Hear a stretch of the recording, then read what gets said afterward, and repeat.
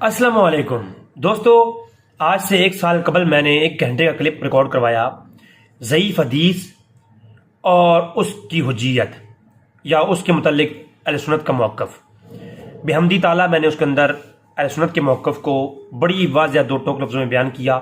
ज़ईफ़ हदीस के मुतल्लिक ना कोई मसलक की गुफ्तगू थी, ना किसी की परेशानी वाली।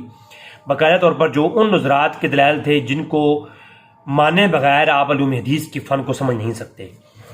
इसी तरह 1 साल कबल मैंने एक क्लिप और अपलोड किया था, वो भी 1 घंटे से ऊपर का था, मुरसिल रवायत और उसका हुक्म। उसके ऊपर भी दलाइल की अल्हम्दुलिल्लाह मैंने अंबार लगाए थे, 100+ मैंने दलाइल पेश किए। अब उसी को ही हमने तहरीरी तौर पर, एक भाई की बहुत ही प्यारी मेहनत है, उसको हमने अपनी वेबसाइट के ऊपर डाल दिया गया है।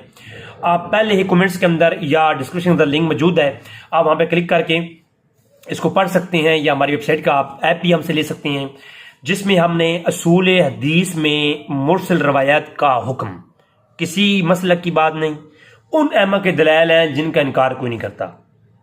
ठीक है, तमाम अलूम हदीस में उनको इमाम मानते हैं। और इस पर ज़ुबैर मंज़ई जैसे नाअहल जहलों जो जहल हैं, उनके एतराज़ात के जवाबात भी और मुरसल रवायत के ऊपर तहक़ीक़ गुफ्तगू आपके सामने मौजूद है सेकेंड्स की सूरत में।